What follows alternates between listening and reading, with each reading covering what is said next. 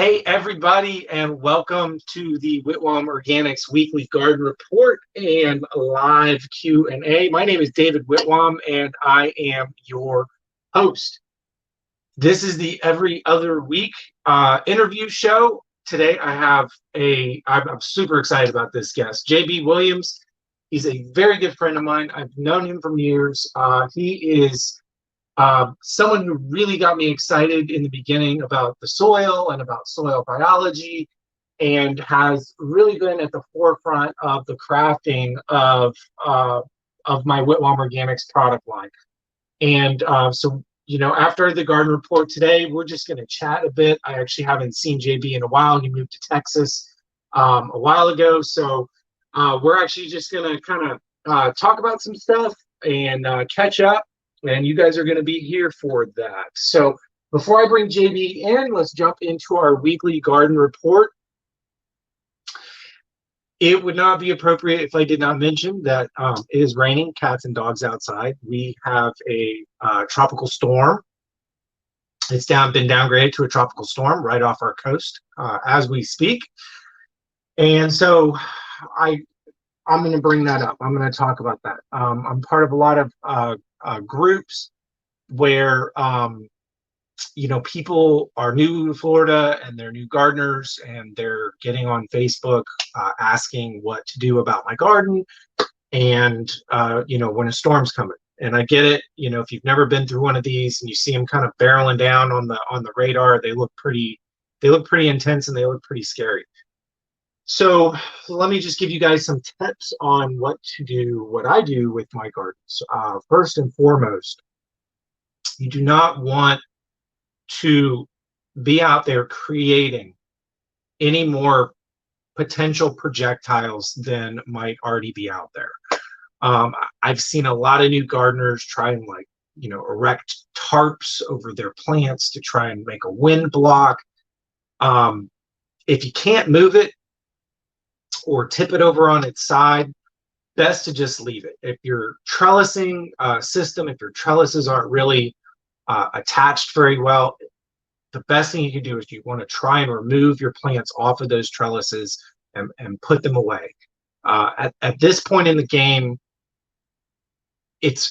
you should be worried about the health and safety of yourselves and of your property and of your neighbor's property. So we don't want to put any, I'm telling you, the wind is strong enough to damage your plants. It's going to be strong enough to, rip a tarp out of the ground. If you have stakes holding that in the ground, that's stuff that can fly through the air, shatter windows, or injure somebody. I've seen people doing all kinds of weird stuff with sticks and poles. And if we got it and we got it good, and it would really do damage to your garden. Some of the stuff I've seen people kind of put together, in my opinion, is just it's causing potential hazards. So basically, like the same stuff that I'm going out into my gardens and taking down, I see people putting up. It's spend your time picking up sticks, picking up debris. If it's a perennial, like a tree or a mango tree, maybe trimming off some of the branches could help.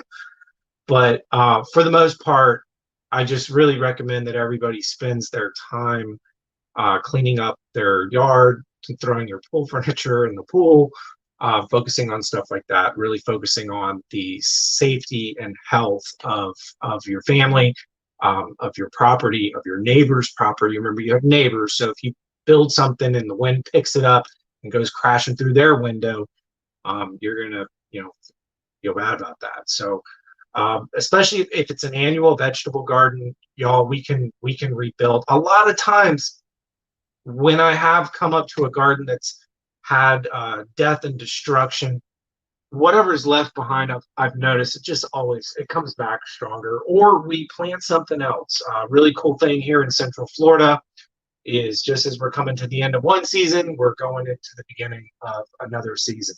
Luckily, we're right at the forefront of our fall season, which for like your winter vegetables goes through fall, all the way through winter and well into spring. We have plenty more time to plant that stuff.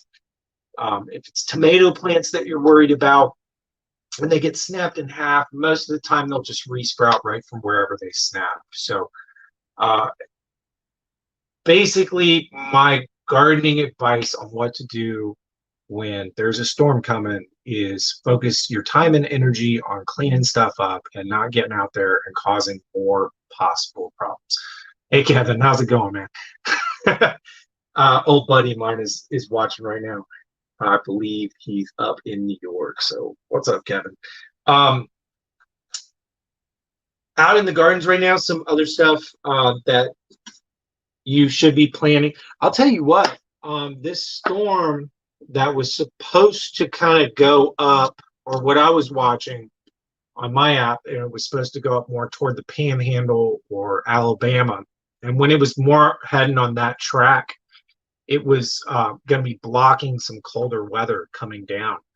And so now with its more eastwardly track and heading out into the Atlantic, it's actually going to let this corridor of cold weather come down. So from the last time I looked, and it's been changing like left and right, next week, I believe Tuesday here in Tampa, we have predictions of like 50s for morning temperatures. So I'm going to roll with it. There's some stuff that when we plant, if I plant early, we have to bring them inside to get them to germinate, or put them in the refrigerator. That would be some of our less heat tolerant lettuces and spinach. We're going to go ahead and get that stuff planted right now. Hopefully with the day or two of cooler weather, that will be cold enough for that stuff to actually just be able to germinate outdoors. I'm extremely limited on my space inside and inside my my carport refrigerator. So we're going to go ahead and hopefully, you know, it'll cool off and like a nice deep dip. That stuff will germinate. I know it's supposed to warm up right after that, but hopefully there'll be cooler weather right behind that and the stuff won't suffer too much. And we can get into some of that cooler stuff. Y'all should be fully out there planting your broccolis, cabbages, Chinese cabbages, carrots. It's not too late for another round of beans, pole beans, bush beans. Tomatoes, peppers, eggplants. I've said this over and over. Tomatoes, peppers, eggplants, squash, cucumbers. All of the cucurbits and melons, you're a little late on that. I mean, that stuff should be rocking and rolling at this point, if not producing at this point. What really gets us with those is the shorter days of November, December, and January, even if it stays warm. I do have a few gardens that our beds are in full sun. And we have been planting, we have a powdery mildew resistant zucchini, and we just got powdery mildew resistant yellow squash. So if you go on my website, the straight neck yellow squash is now going to be a powdery mildew resistant variety. I'm going to update the product description here shortly. But if your garden is in full sun, we've had really good luck with the powdery mildew resistant zucchini over the winter time, as long as the weather doesn't get too cold. Other than that, our cucumbers that are producing heavily right now, we're already starting to watch the signs of the shorter days of the winter. They're starting to take their toll, and you know, the powdery mildews and downy mildews and stuff are showing up. I don't treat for that stuff. I know what its causes. It causes the plant not getting enough sunlight. And this time of year, it really is just an uphill battle if you don't have a powdery mildew resistant variety. So, however, peppers, tomatoes, and eggplants can handle lower light situations. I still recommend for your fall, winter, spring tomatoes, peppers, and eggplants, getting them in a location where they're going to get as much sun as possible. Remember, if you plant this stuff in the spring or late spring, which I don't recommend, but if you do, you want to put them in an area where maybe they're going to get a little reprieve from the Florida sun. That is not the case for your fall, winter, spring garden. The sun is way lower in the sky. Those plants need as much sun as they can get. I really recommend getting them out there in an area that they're just from sun up to sundown if possible. You're going to get so much more production out of the plants. You have way less disease problems, way less pest problems if those plants are getting as much sunlight as they can get over the winter time. So yeah, it's not, if you are planting eggplants, peppers, and tomatoes, at this point, I do recommend getting starts or plants from somebody. We do have some available on our website. We planted our last round of seeds just a few weeks ago. Funny thing though about peppers, usually around December, we are planting another round of seeds for our peppers. Now, those are, we plant them in these really small plug trays, and we'll actually just let them sit. Those are actually our spring peppers that we're planting. What I found is that if I wait until January, end of January, when you should be planting your spring pepper seeds, it's too darn cold, and they take like 14 to 21 days to germinate. I think they just don't germinate. I think it's just in 14 to 21 days it warms up enough. So we always here in Central Florida get like a little heat pop. Even on cold winters, we get like a warm pop in somewhere around Christmas, beginning of December, and I kind of watch for that. So if it looks like we're going to get really cold weather consistently back to back, I try and get my spring pepper seeds planted ahead of time. Now, that's like way too early. That's why I put them in these little plugs. They actually do pretty decent at sitting in that small amount of soil. We do feed them some liquid nutrients, and they kind of stall out. So once it comes time to plant your spring peppers, we have plugs that we upplant rather than trying to start fresh from seed. So that's just a little tip on yeah, if you do wait until spring, late winter to plant your spring peppers, I recommend trying to get like a heating pad or something for them. They just do not germinate well when the weather's too cold. We have heating pads out in the nursery, as well as those plastic dome things that you can put over a seed tray. And that if we do have a colder winter and I don't get my early spring seeds planted, and I have to wait because the weather's just too cold, if I have to wait till the end of January, February to get my spring peppers planted, we put them on the heating mat and we put the plastic dome over them, try and hold some of that heat in. It's the only way we can get them to germinate without waiting until March to get those things to germinate. So that's pretty much it. Out in the nursery, we're just doing the same thing. We're going to be doing the same thing until springtime, just really focusing on all of our leafy greens, all of our leafy vegetables. It's time to get that stuff going, and you'll be planting that stuff until you're sick of it in the spring. I've mentioned carrots. As far as getting them going in your garden, we never get carrots going in the nursery. Those are always straight seeded right into the garden. If you've already planted some carrots and you have space, it's probably time to plant some more carrots. So carrot seeds, we like to plant what we call in succession, which means we plant some, and then we wait a couple weeks, and then we plant some more, and then we wait a couple weeks, and we plant some more. Carrots are not a cut and come again plant. One carrot seed equals one carrot. When you pull it out of the ground, it's done, it's dead. And if you just plant all your carrots at once, I mean, they do come in a little bit staggered, but for the most part, you're going to have no carrots, no carrots, no carrots, way too many carrots, and then no carrots. So that's why we like to plant that stuff in succession all the way till probably March. Yeah, but beginning of March, depending on the weather. But so that's it for our weekly nursery and garden report. I'm going to bring in JB in just a minute, but I wanted to let everybody know that this is a live stream. We do invite questions. If you are on YouTube or on Facebook, you can just type in your questions into the comments and we can both see them. So as we're going along here, if you have any questions, you want to go ahead and throw them up there or wait till the end. toward the end of this, I will go back and we'll go through the questions and answer them for you. So without any other hesitation, I'm going to bring in JB. There he is. Hey, JB. Hi, David. How are you doing? I'm good, man. How you been? I'm doing great. Right now, I'm just north of Dallas, Texas, and it's beautiful here. About 52 degrees and maybe 20% humidity. Oh, man. Yes.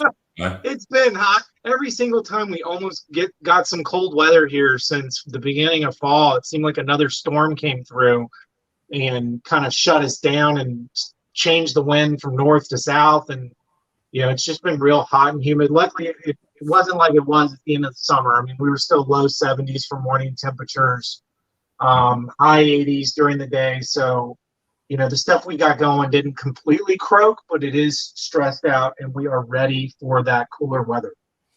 Yeah, I'm certain of it. You know, I still work in Florida occasionally and blend for some customers there, and I'm waiting for the weather to break too. So I don't think I'll be in today or tomorrow. Okay? But hopefully it'll be nicer later in the week or at some point, and I'll come visit when I do. Yeah, let me know when you get here. We'll go have lunch. That sounds great. So just to give everybody a little bit of introduction, I met JB, I don't even know how long, 8, 9, 10 years ago? 10 years? Has it been 10 years? Closer to 12 or 13. Is it? Oh, my God. Yeah. Yes. Oh, my God. So I met JB 13 years ago, 20 years ago. I don't know. And one of the things that really struck me about JB when, well, I'll talk directly to when I met you, JB. One of the things that struck me about you was I guess my experience with the soil and with soil biology. It was through a lot of books and a lot of resources that I had found that I think explained it very well, but almost like they were talking to a kindergartner. So, you know, everything that was in my head, you know, because when I met you, I was making my own worm tea. Yeah. I knew about invigorating the soil, but to me at that point, it was all about, you know, the life and the energy, and it was all very abstract. Mm-hmm. And, you know, I almost felt like I was like feeding fairies or something. And when I met you and listened to you talk about it as a scientist, it just really, it took a lot of things that were in my head. Like, I think I was at this level and I was trying to get to this level. And you just really filled in a lot of those blanks for me just by basically, you know, explaining the relationship between the soil and the plant. So for our guests watching today, why don't you give everybody a rundown of the basics between the relationship between the soil and our plants? Sure, Dave. That's not a problem. You know, I think everybody is now aware, and let me start with an analogy. Everybody's aware that when we digest our food, we have a biome of bacteria that live in our guts in symbiosis that does all the heavy lifting. We basically supply it with raw material, and these little guys extract the nutrients, okay, and then give it to us. And in return, we give them a place to live and protect them from the elements. And really, that is how nature works. That's how God works for animals and plants. In plants, it's just a little bit reversed, but the principle's the same. The biology, bacteria, fungus, microscopic creatures do the processing in a plant's root zone. The same thing that your biology does on the inside, a plant's does, only it's on the outside of the root in the soil. But the process is the same. Collect nutrients, separate them, put them in a form that the host can use, and then send them up. And once I realized that, and I looked down into the soil, okay, having just moved to Florida, In 2000, I knew that I couldn't garden here or grow anything like I could up in Georgia or New York or anywhere I lived. And it was the soil was the difference. There was no biology in these Florida soils. So I learned to, I put the biology in the soil. Okay? We start by putting bacteria and fungal beings and then the nutrients that support them and unwind a great soil as they go through their life processes. These guys build soil by living, dying, recreating themselves, and colonizing whatever substrate they have. Dave, take it from there. We'll bounce it back. Now, you said colonizing whatever substrate that they have. So our Florida soils don't really even come with enough substrate for them to colonize, right? I mean, that's just the sand is not their favorite place to latch onto. Well, not the good guys. Right. Some of the pathogens like the sand because they can travel quickly through them, okay, to attack your plant's roots. But the good guys like a higher organic mixture, and you start that by amending with whatever your amendments are, and start raising that carbon content. And then when you put the biology in, it has a place to live. But that's how you go from a low carbon soil to a high carbon soil is biology. So what I was kind of poking at is I was hoping you were going to mention it, but explain to people. So our compost plus, right? Mm-hmm. It has hydrolyzed fish. Mm-hmm. It has molasses. It has kelp, seaweed, mm-hmm. and humates. So I offer to people advice on using my compost plus fertilizer, mm-hmm. and a lot of times, 9 out of 10 times, the response that I get back from them is, "Well, I have fish emulsion. Isn't that the same thing?" And so let's start with the humates. I know, right? No. Let's start with the humates. Like, what are the humates for? What do they do? And why is that important to kind of the base work, especially in our sandy soil in Florida? Humates is a way to get a large amount of carbon in there immediately, so that you can raise the soil carbon level to where you can keep the bacteria and the fungi in there. You're essentially giving them a place to live by putting humatic material in there. Humates is from the far north, okay? And at one time it was peat or river bottom. It's very high carbon. And when you mix it in with our Florida soils here, you're turning it what's someplace that you can't not only grow plants, but nor can you grow the microbiology that you need to grow your plants successfully, okay? And you will start turning it black immediately. That's what we see. Out here in Texas, this soil is not like Florida soil at all. It's rich, it's black, it's loamy, it smells different. When I first moved out here years ago, I was very, very jealous of it. Going, man, this is wonderful. Why didn't we have this back then? Well, they got it the old-fashioned way. 8 or 10 million years of growing grass on a prairie and putting carbon in the soil with the biology there. Now, of course, they rip it out and put it in a parking lot. But that's a different. Florida didn't have that. And Florida is still at sea bottom. And as I come back to Florida and drive up and down 19 and 41, you see that. You see patches of what's 99% plus sand. So the humates in these products puts enough carbon in so the bacteria, the fungi, you can have a start to build the biology you need. I'll tell you this, using that product, a plant that's been sapped of its strength and a plant that's sickly, if you put that on there, you'll see results within 48 hours. And we've seen that consistently for 12 years plus. Oh, yeah. That's to it. And then the molasses. Why are we putting molasses? Well, okay. Do plants eat molasses? No. Exactly. Well, if they did, I'd just feed them candy and then liquor and meat. But okay. So again, We're concentrating on building and supporting microbiology in the soil, okay? And in the Florida calcareous soil, it has very little. So we're going to put a little bit of a matrix in there so that they can live somewhere, and the molasses will help feed the bacteria. They want sugar, okay? When they get in symbiosis with a plant, as they start doing their part, the plant will actually supply them sugars from above. That's a bit of more of an advanced class. We put molasses in to support the bacteria. It will. Hold on, JB. Hold on. It's not that advanced, but I do want to stop and just let everybody know, because everybody's heard of photosynthesis.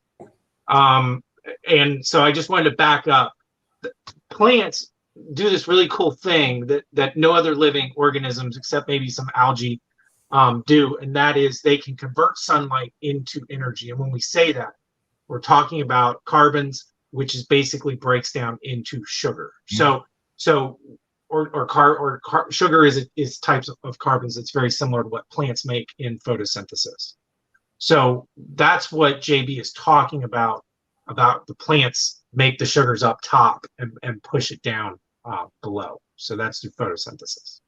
It's a symbiotic relationship. As I said, in a human body, your gut flora, your intestinal flora, they live there, and we help support it. Same deal in a plant. These bacteria, these funguses, these fungi, these defungus among us, they live in the plant root zone, and they have a job to perform, processing and supplying nutrients to the big guy. But the big guy will feed them, and that's what much of the photosynthesis is for. And it sends the food right down through the roots and exudes it into the soil. You'll note levels of sugar increased in root zones as this plant actually does feed these bacteria. It's a symbiotic relationship. I'll give you this, and you do this for me.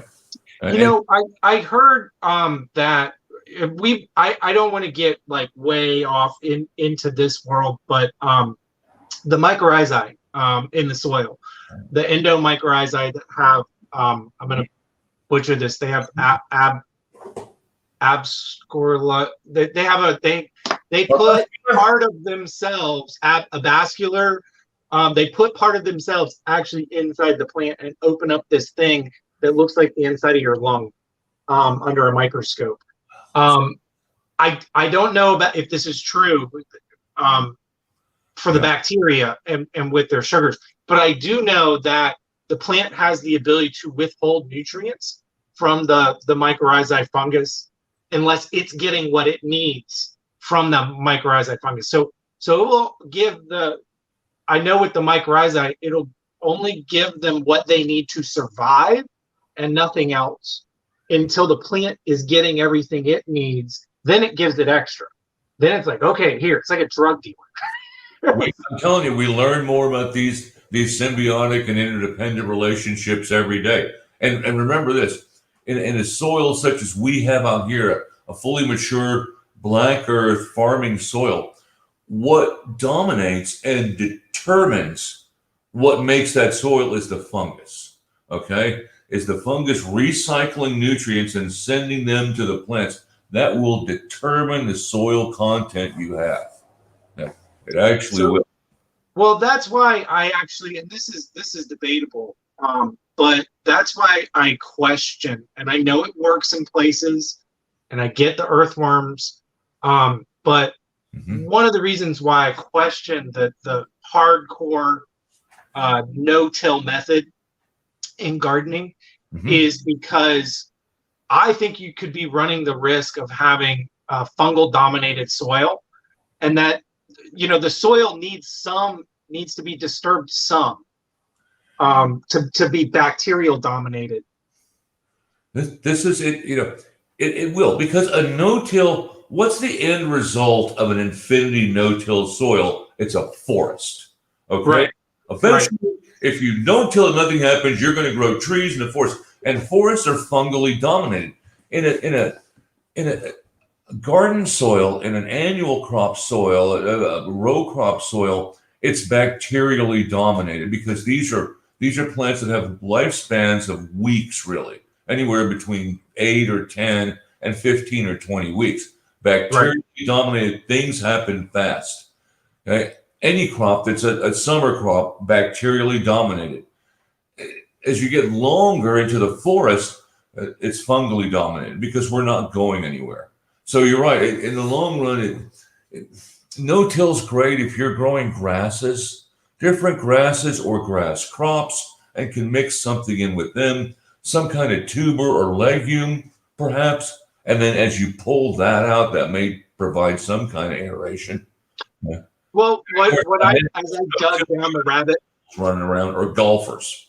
As I dug down the rabbit hole of the no-till gardening, I found that I guess some of them, they do disturb the soil. So they might be using a broad fork or some other instrument because I think just even mildly breaking up the fungus mycelium, because when you detach the mycelium off the main fungus, they don't always just grow new fungus.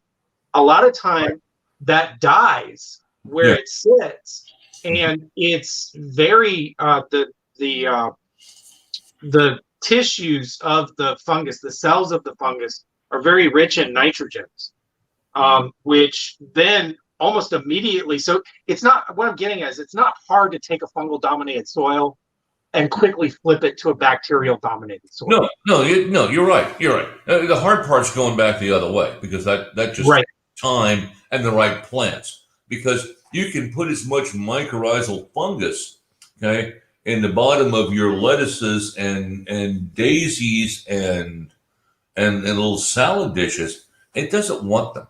It wants bacterially dominated soils because it knows that it's going to have a lifespan of weeks.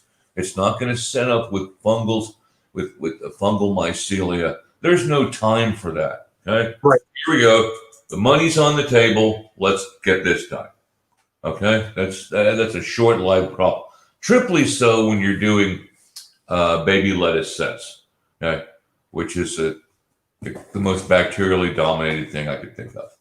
Really? Yeah. It's a 4-week crop. Yeah. Okay. Huh. Fish emulsion's not going to do you much good in a crop that you're going to be harvesting in 3 or 4 weeks. It's just all. So the other ingredient in our compost plus 2 ingredients is the seaweed or kelp and the hydrolyzed fish. So now I was really excited that we made the switch from a powdered hydrolyzed fish back to the liquid hydrolyzed fish. That is that was super exciting for me. Yeah. But what's hydrolyzed fish versus fish emulsions, and why is that in there? What's their main purpose really for putting them in? Here's the bottom line, and since I'm looking and I'm sitting under a sign that's the Whitwam Organics logo, fish emulsion is never, ever, ever organic. And really, we could just exit right there, because when you're talking organics, you don't have to go any further. Fish emulsion cannot be organic. So, good day to the fish emulsion. Hydrolyzed fish can be organic. The process is different, okay? And it passes organic certification. And it's not as cheap as the emulsifying method, okay? But it gets organic certification. So, but I was under the impression that some fish emulsions are really just a byproduct off of some other industry that's grinding up fish for like cat food or something like that. They don't use the whole fish, okay? They only use various parts of the fish, and they're taking off the oils for a different location. And when you see the product, if you hold 2 beakers, a beaker of our product, a beaker of hydrolyzed fish, and a beaker of emulsion, you'd see the difference there, because the hydrolyzed fish will separate out in an oily layer and a watery layer, because it's never been separated. It's organic. It hadn't been cooked, and the fish emulsions, really, you're right. I don't want to say it's a waste stream, but they divide their product up, and you don't get all of it. Gotcha. Okay. It's not organic. So, and then the kelp. What's the kelp in there for? The seed? Without boring everybody, there's a different kinds of proven growth factors that come with that kind of material. Are they like hormones? Growth hormones? Yes, growth stimulators? Some of them could be construed as organic versions of rooting or growing hormones that you would buy inorganic versions of in little jars or bottles. Okay. Remember, this product was always designed from Jump Street to be organic certifiable. Right. And there's lots of shortcuts we could take, and it could be cheaper. Okay. But we don't, because it's basically stayed the same for the past 12 years. This with the same spread of ingredients there. Well, I think you jumped around a little bit. Well, I won't get into that, but I think yes, it's back to the old version, but yeah, for sure. And I'm super happy. Now let's get into the Micros Plus. So what the heck does chelated mean? Well, because our micronutrients are chelated. Why is that important? First of all, what are the micronutrients? What's the difference between them and the plain NPK? What do they do in the plant? And why is it important that they're chelated? You can consider them as vitamins for your plant, because as a human takes a vitamin, what we're really taking is our micronutrients. Okay, these small amounts of iron, manganese, and other metals that you need to take every day. Cobalt's another one, and you see them in forms of vitamin B6 or B12 or B92. High. But in any case, it's the same thing. It's vitamins. It's not a big nutrient like nitrogen, potassium, phosphorus. But you need in your plants need a small amount of them. If you don't have them, you'll find a limiting factor. And everything I say here goes double or triple or 10 times for calcareous Florida soils, okay? Because they don't want to hold nutrients at all.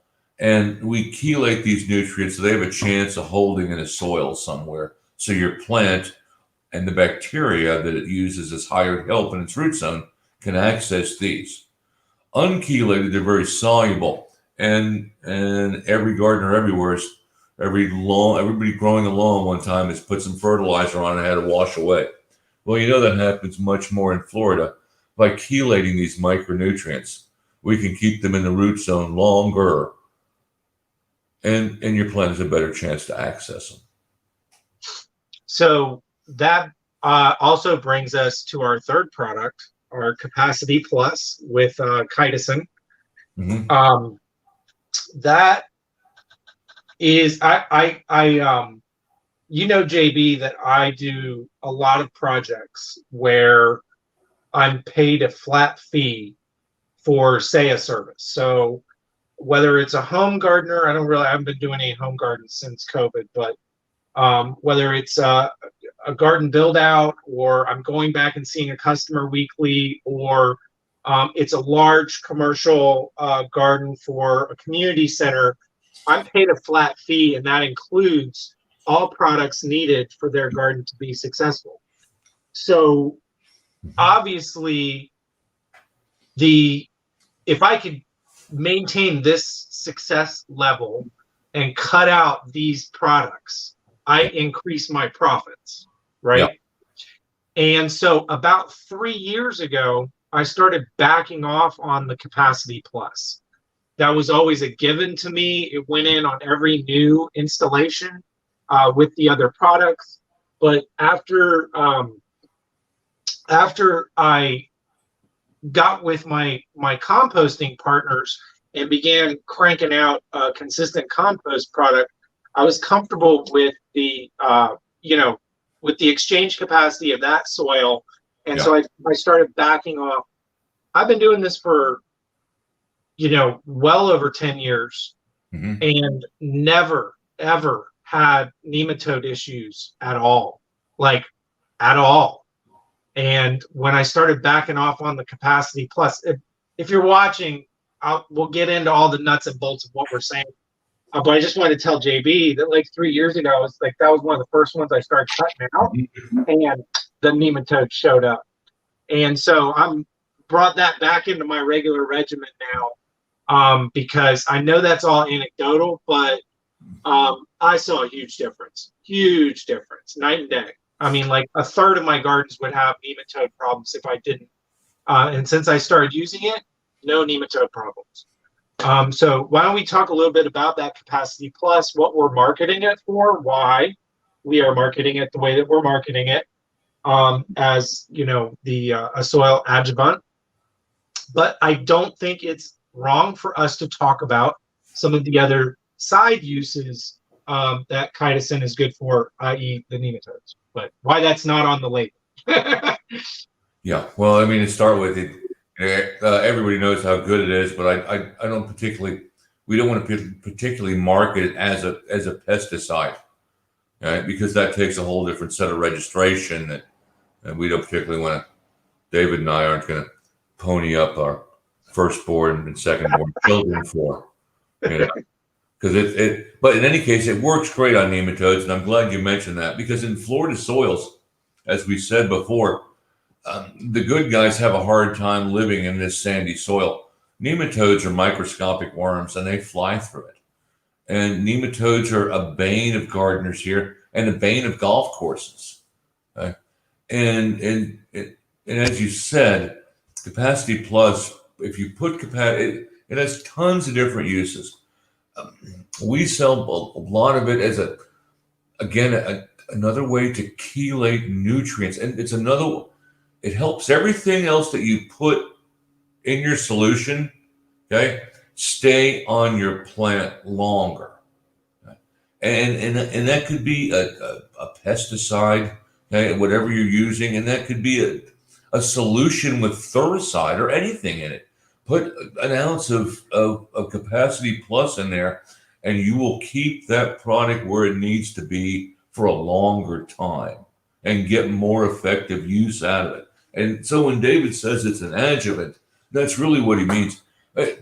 Its purpose, its biggest purpose, is to make everything else you do and you put in your garden work better.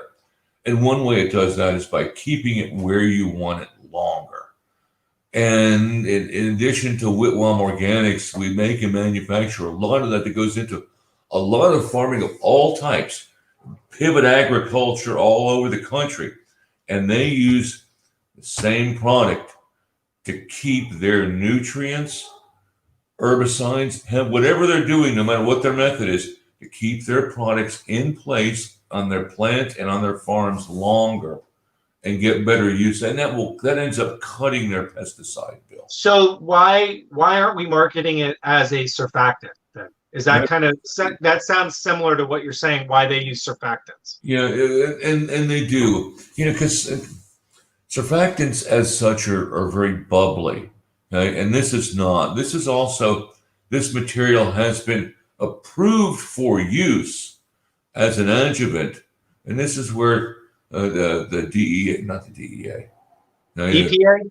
Yes, the EPA. I don't know why I said the EPA. The DEA. They're listening. They're watching.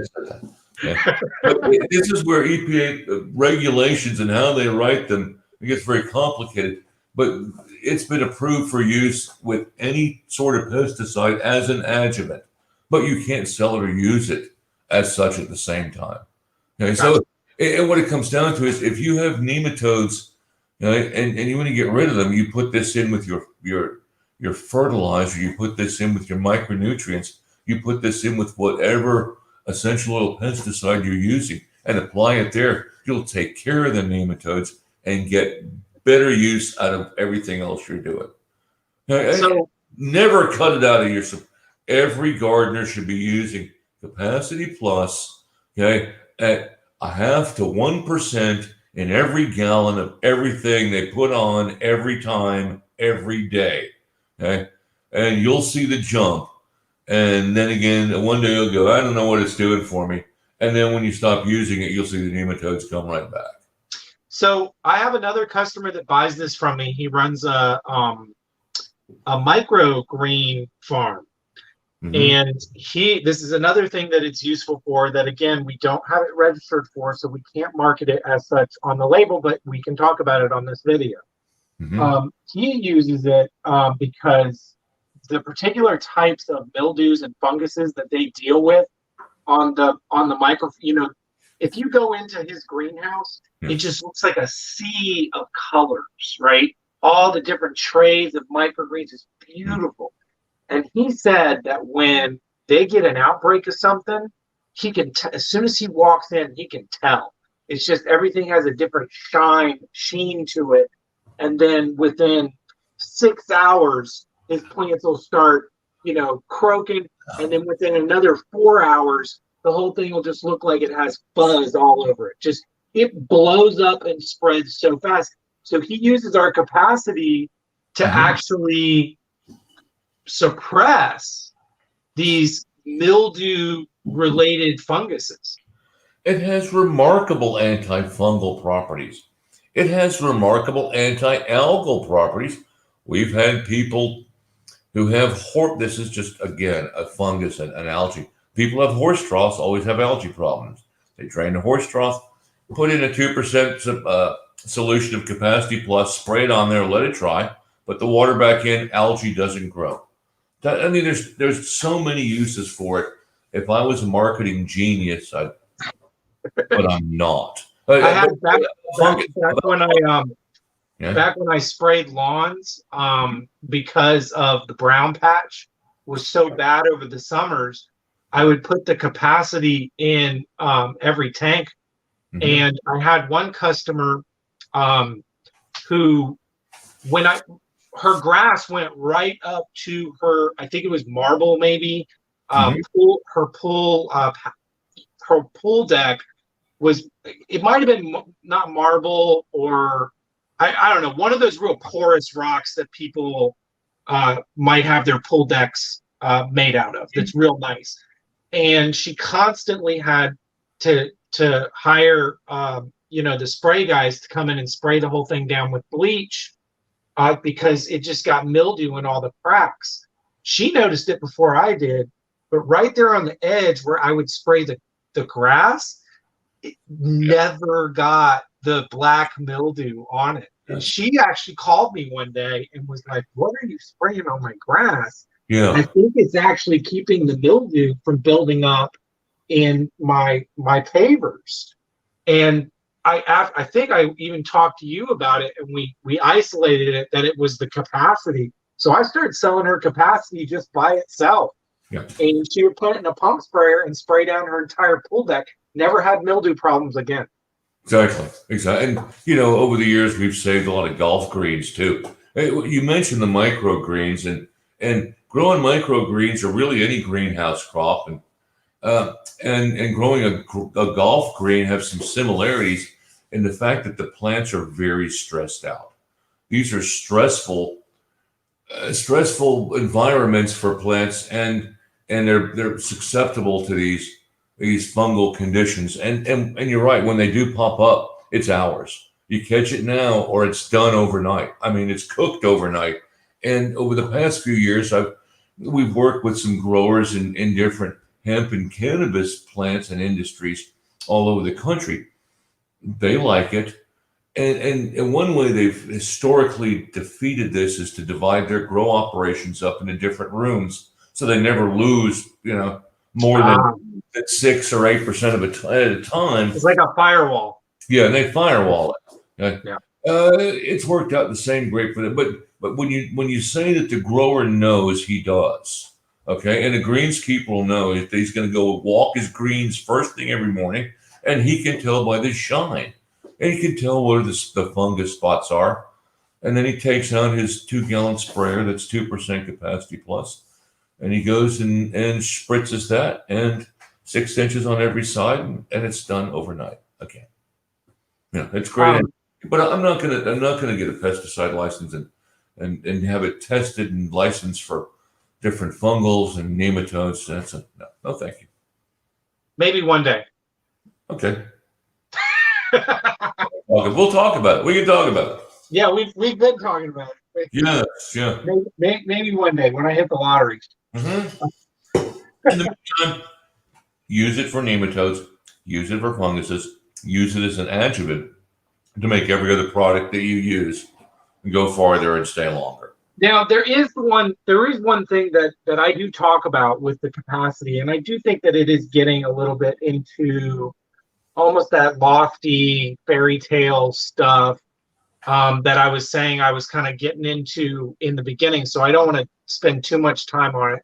The stuff that I was researching way back then, but I keep reading a lot of studies about chitosan in plants, and it somehow almost ramps up, like spraying it on the plant, even if there isn't, almost like ramps up the plant's defense systems before it even gets attacked by something. Yeah,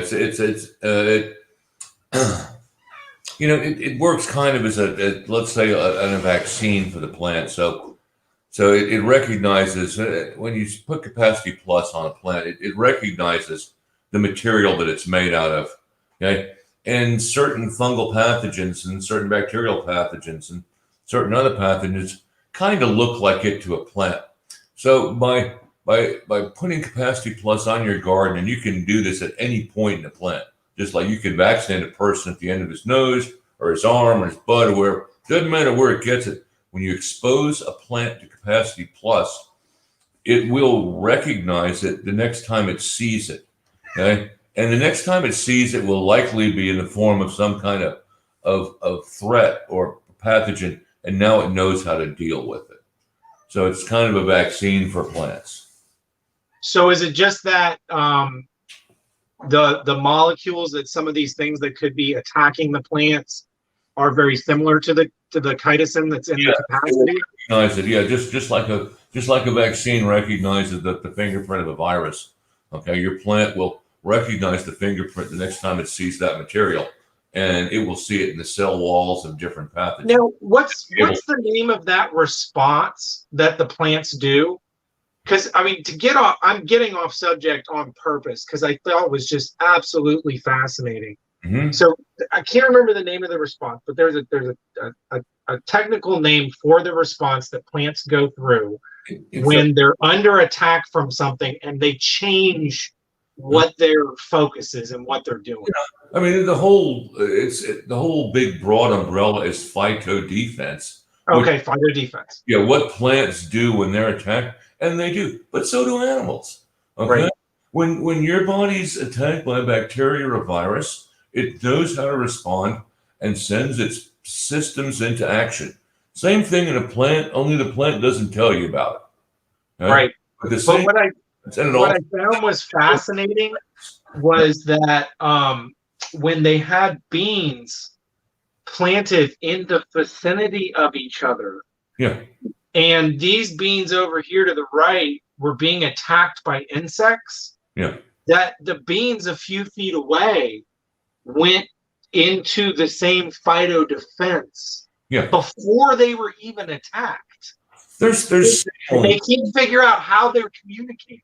Yeah, there are signaling mechanisms, and I know there's at least two different ways. One is a plant excretes something that is picked up by some kind of detector in the other plant. Another way is they communicate through the fungal mycelia. Okay, the fungal mycelia also act as a now we're getting way advanced. This is like the fourth or fifth course. But they can use this great network of fungal mycelia, which links up at all the plants, all of them in the garden, and then the next time you see the woods, all of them in the woods, the forest, they're all linked together in the root zone. But they communicate through that too. Just as people have defense mechanisms, and you run a fever, and flush, and have 100 different defense mechanisms, so does a plant. And Capacity Plus helps the plant perform those. It'll jumpstart that reaction. So almost like I like your description of calling it a vaccine, so to speak, because it kind of gets the plant ready before it really has to go into something. Mm-hmm. So some of the I have not worked with you in quite some time on the botanical pesticides. But I do want to talk to you a little bit about some of the stuff that you've been working on, especially with the hemp. Um, as far as the botanicals, if it's, I don't know if it's too early to talk about the mosquito spray Mhm. that you gave me a little sample of when I saw you last. Oh, Um, that stuff was amazing, by the way. thank you. And that's some stuff that could potentially be coming down the pipe and available on the Whitwam Organics website. But why don't you talk to me a little bit about some of the botanical pesticides that you've been playing with and messing with, and formulation purposes, why it's better to use this stuff than a hardcore pesticide, etc. Well, I mean, why it's better to use it is these materials are natural and non-cancerous to start with, okay, as opposed to other pesticides, which are poisons of scale. In other words, a little bit would kill a bug, and 10 times that would kill a small animal, and 1,000 times that would kill a human, no problem. It's just a matter of the dosage. Get that wrong, and okay, there's plenty of reasons to use essential oil pesticides, and and one specifically for the hemp and cannabis industry is they have no choice at this point. The pesticide industry, as far as American farming, has been heavily regulated, and in order to get a pesticide approved for a product, of course, for corn or soybeans or any kind of row crop or curcumits or whatever, you need EPA approval again, and that starts with the product itself being legal, and neither hemp nor cannabis was legal for many years until the past few, as it gradually rolls out. Other than hemp, which hit everybody at once a year and a half ago. So since it was an illegal crop, there were no pesticides approved for any of it. Okay. However, it's heavily tested before it's sold. So when you grow a hemp crop, you have to pass a rigorous set of tests, hemp or cannabis, a rigorous set of pesticide plates to prove that you haven't put any pesticides on it, because there's nothing illegal to put on it. Yeah, you said they don't want you putting anything illegal on it. So they're going to run that set of pesticide plates, and that's going to cover every commercial pesticide, with the exception of essential oil pesticides. Okay, those are not regulated by the EPA, and as such come in very handy for hemp and cannabis growers, because that's the only types of material that they can put on their plants and still pass the testing that's required for them to sell their crop and put it on the market. So And that's called, what is that called? 20B? What's that called? Exempt? yeah, they're exempt. In other words, the pesticide 50, what's it called? 50B? 5B. 25B? Okay. Is a fungus, the Federal Insectifera, FIFRA, is the Federal Insecticide Fungicide Regulation Act, which defines how pesticides are handled, regulated, and registered. And there's a group that the 25B, which is just federal lingo talk. We don't have to do this registering, and that includes all the essential essential oil pest products that I formulate all fall into this. I don't need federal registration for them. And that's, as I said, come in very handy for hemp and cannabis over the past 2 or 3 years. And we have formulations that are very effective, proven on hemp and cannabis. So when you come into town next, I want to get up there to Brooksville and sit down with you and work on shoring up a formulation of these botanicals for Whitwam Organics for small scale vegetable garden for the home gardeners. That's I'm excited about getting back into that. I haven't had a pesticide in quite some time. I mean, people can purchase neem oil, a spinosad conserve product, and BT on my website, but I just I don't know. I kind of steered away for a long time from these botanicals and essential oils. I think I got burned a little bit because some of the stuff that I was using Well, I got burned because my plants were getting burned.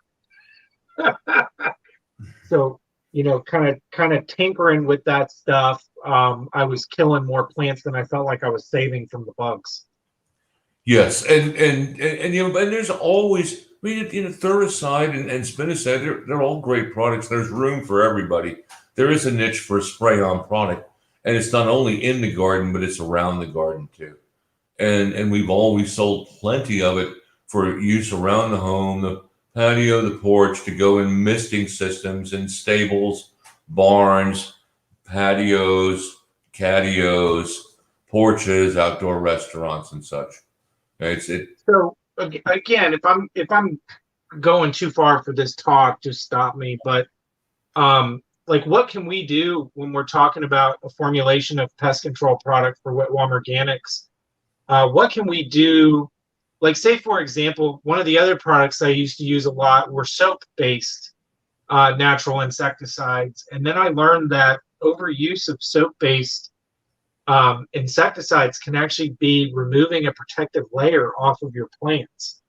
So that's not, so I started way backing off on that. And I mean, maybe to a degree, the absence of being reliant on a pest control product, whether it's something you're buying at Home Depot that's organic, or a Whitwam Organics one, or one of the ones that I have on my website, when I start getting like nervous to use them, basically, that's when I started going really deep into integrated pest management, the use of biologicals, Yes. Focusing harder on my soil and the overall plant health. And I guess that's what I'm trying to say. I'm ready to circle back around to it and try and figure out how that can work into my integrated pest management. But with the development of a pest control product that's essential oil based, am I going to be running the same risk of overuse and possibly burning off protective layering on the plants, even with a safe product like this? No, and there is a great niche for that, and I'm going to tell you one right now. And when you say IPM, now you've hit the nail right in the head. Okay, when you focus on one method to kill bugs, they're always coming in through the side door. That's how it works.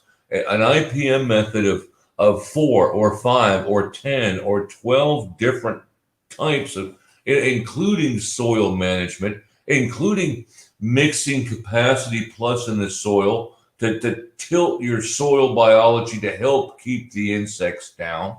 Okay, because it does start there. Right? But it is IPM management. Yeah, but a specific method. And we run into this here and everywhere. Pickle worms, baby. Pickle worms.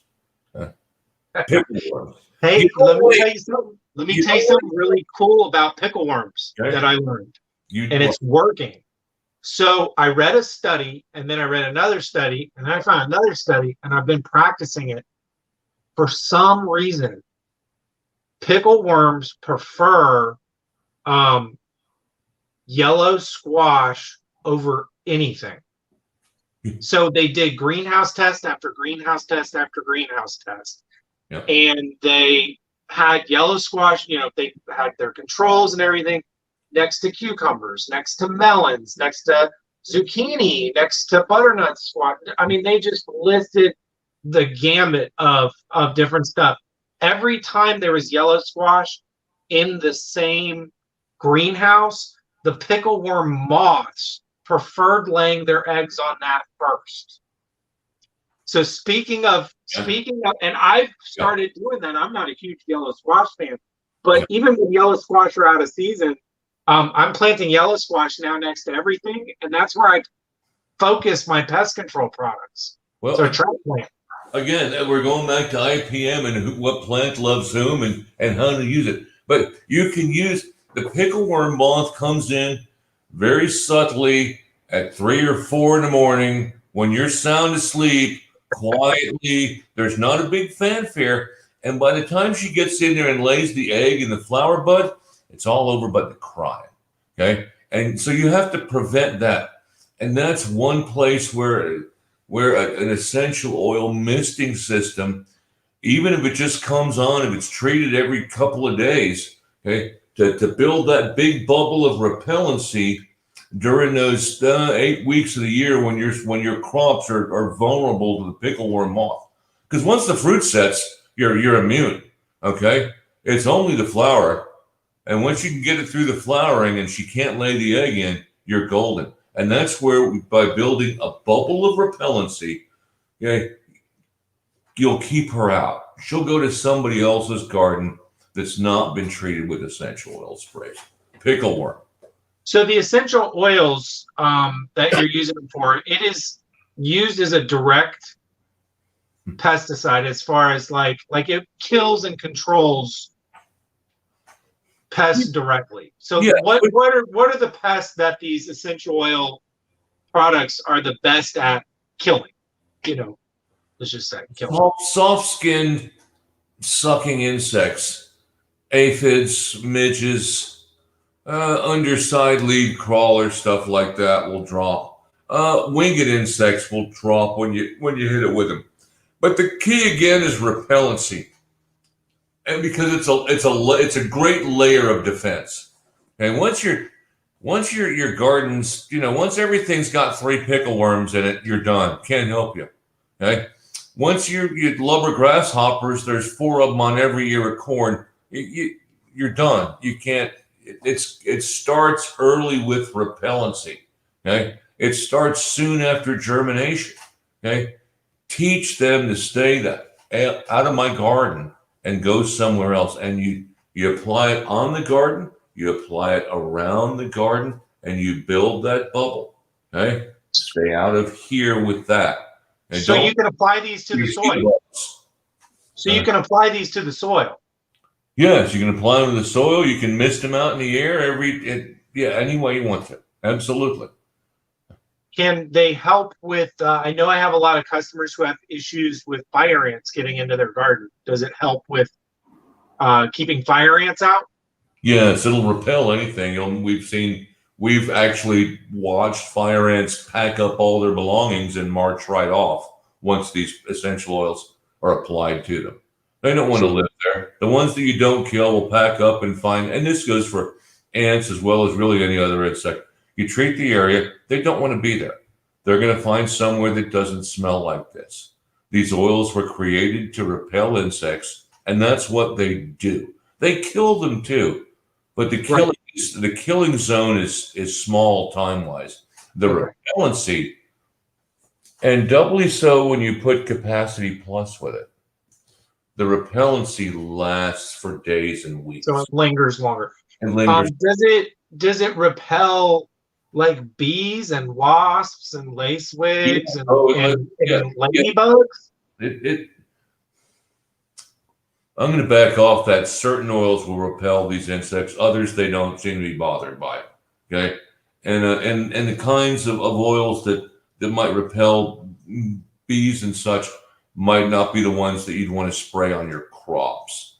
You kind of tune it to that, but we're talking here garden insects, leafy sucking insects, grasshoppers, underground guys, and pickleworms. Well, we'll talk more about that when we're really sitting down and formulating the Whitwam Organics product. But that would be a no-go for me. I would think that even if we're doing a little bit of give and take on its efficiency or effectiveness on other insects, I would want to forego the oils that might be repelling ladybugs and other helpers. So we'll talk about that. I mean, we're going to boutique it to get it to where I think it needs to be with your help. Because my shtick is, and I said it earlier, is I try and push people toward integrated pest management. When back when we were formulating years and years ago, the stuff that I said was burning my plants or burning my customers' plants. The plant safe. Do you remember that?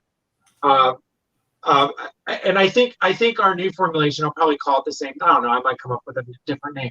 But when I used to go to farmers markets every single weekend, And my oldest daughter would go with me. She said I was a terrible salesperson because people would come up and they'd be like, "Oh, I've got this problem on my plants. What can I use? What can I do?" And I'd sit there and I'd start giving them advice on how to trim the plant, or if the plant was out of season, they needed to pull it up or plant something else around it. And then I was sitting there eating lunch one day and the customer walked up and they're like, "I've got this problem on my plant. What can I use?" And Julia grabs a bottle of the pesticide, hands it to him, says, $20, and then turns to me and she goes, "That's how you sell it." That's great. But you know me, and I'm going to stick to my shtick and my branding that I'm still going to steer people toward integrated pest management methods, and I'm looking for a botanical pesticide that can fit into that, and not be, the be all. If I wanted a be all end all, we'd come up with like a botanical and throw in some pyrethrin or something, and just nuke them. Yes. We nuke them. Oh, that would be, yeah, but we don't want to do that. No. So, JB, we've gone for quite some time. It's really good chatting with you. We do have a couple questions I'm going to run through real quick. Sure. Let's see which ones. Let's see. First one from Penelope. By the way, thank you for tuning in, Penelope. And this is the second week that you've commented or questioned. I really appreciate that. Penelope says, "I have a question. I planted pigeon pea seeds the first week in May. So now it's been 5 months and they're just starting to bloom yellow flowers. Would you know if they will be producing peas soon? Unfortunately, I planted the seeds in 2 raised beds I use for fall veggies. They are at least 15 feet tall. Holy cow. Just curious, any idea on when there will be a harvest?" So my experience with pigeon peas is it's a 2 to 3 year crop that I usually keep them in. So I treat them like a perennial. They no longer go in or anywhere near my raised beds. You should have peas soon once they start putting out their flowers. But once you kind of jump into the cycle of having pigeon peas around permanently, you'll notice that they kind of produce year-round here in Tampa. But they put out a really strong flush in the fall and another one in the spring. So you should get 2 real heavy harvest seasons on your pigeon peas. But for the most part, for the rest of the year, they kind of trickle. But yes, if you have flowers, they should be putting out the pigeon peas soon. Michelle James says, "DEA, LOL." So was that a Freudian slip there, JB? You have the DEA after you. And if you do, how come I don't know about what you're selling?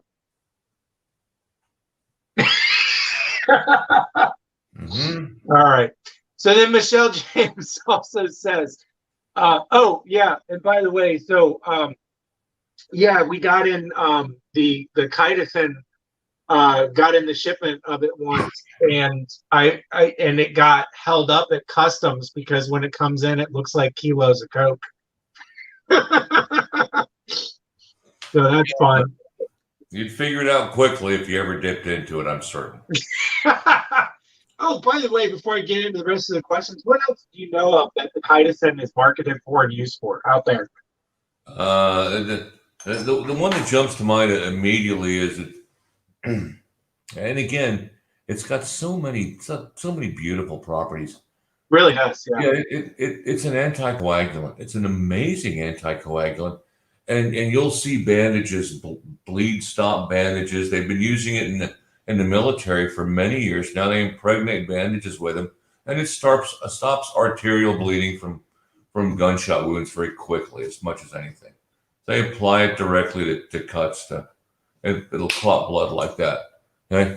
Again, it goes all the way back to chelating, and as I said, it will keep whatever you need where you need it. Be it your blood. You need your blood where you need it. Okay, it will stop it from going away and keep it there. I mean, it's that simple. It grabs things that want to dissolve and go away, and it holds them. So the other thing that I thought was really cool that I just learned the other day that it's used for, it's being used heavily in the new biofuel industries. yeah. So they they raise these algae for biofuels in these giant pools where the algae are just living wherever they want to live. So when they actually want to harvest them, they put the chitosan in the water and it bonds to all the algae and drops to the bottom, and then they can scrape the bottom of the pool easier to harvest all the algae. Oh, absolutely. My degree's in chemical engineering, and I'd spent some years in water treatment, and it's one way that people to this day still use to treat water to turn non-potable water into potable water. It is much more expensive than other treatments. So it's not, it's not the number one commercial industrial method, but there's plenty of people out there using chitosan to take non-potable water and turn it into potable water. It's a water treatment chemical also. One more thing, and it'll be the last one for me. Okay.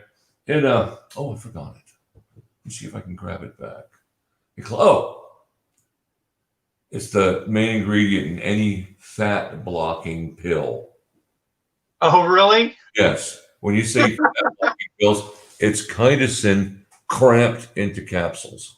As it grabs nutrients and holds other materials on plants or in soils, and as it stops blood flow, if you ingest it, it will selectively grab fats and prevent you from absorbing them.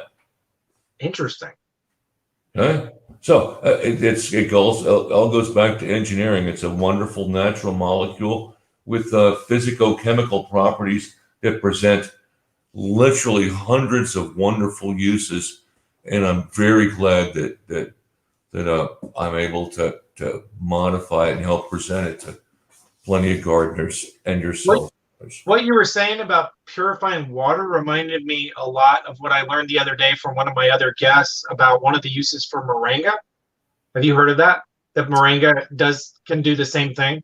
I think separates out the water. Yes, in lists of product too for moringa. There's some moringa trees growing in Brooksville. I know. I can't believe it.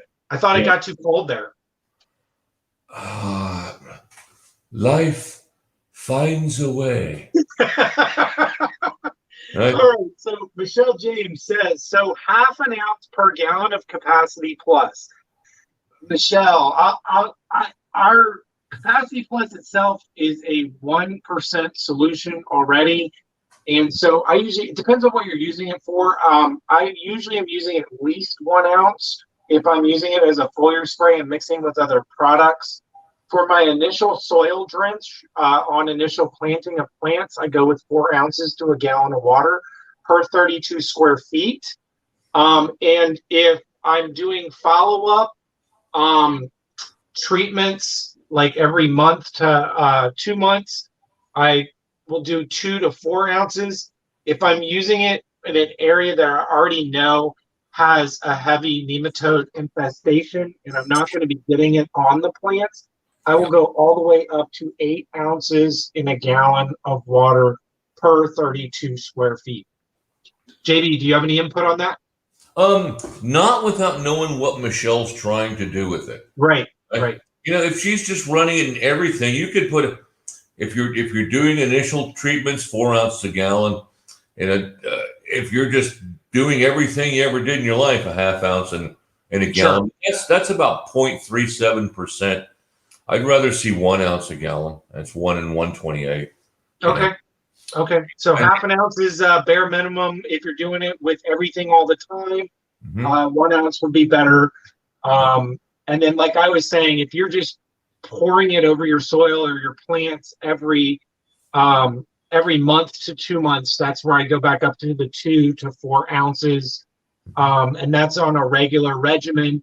If you're not on a regular regimen and you're trying to directly use it for a nematode infestation, I go all the way up to 8 ounces in a gallon of water, and I'll probably treat every 2 weeks for about 2 months. And then last, Michelle James, if I am mixing a gallon sprayer, can I toss the capacity with my neem at the same time, or my Be Safe spray? What measurement per gallon? Same measurement per gallon. Okay, and neem, yes, and if Be Safe is another essential oil pesticide, yes, but I'm not familiar with it. Like So Be Safe, Be Safe or something. I always tell people that if they're going to start playing with the capacity Yeah. and messing around with products that they're not familiar with, because you might find that whereas you were using some sort of organic insecticide at 2 ounces per gallon, no problem. If you actually mix the capacity with it, that might burn your plants or damage your plants. So always pick a spot and test it on the plant.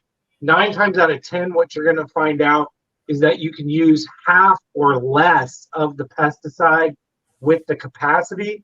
On my website, under the description of the capacity, I have this written in there in case you forget it.